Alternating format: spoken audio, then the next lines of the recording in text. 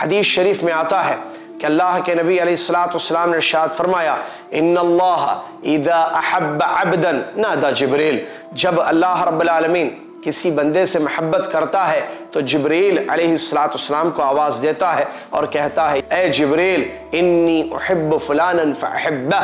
اے جبریل میں فلاں بندے سے محبت کرتا ہوں لہٰذا تم بھی اس سے محبت کرو، فیحبہ جبریل، تو جبریل علیہ الصلوۃ والسلام اس سے محبت کرنے لگتے ہیں۔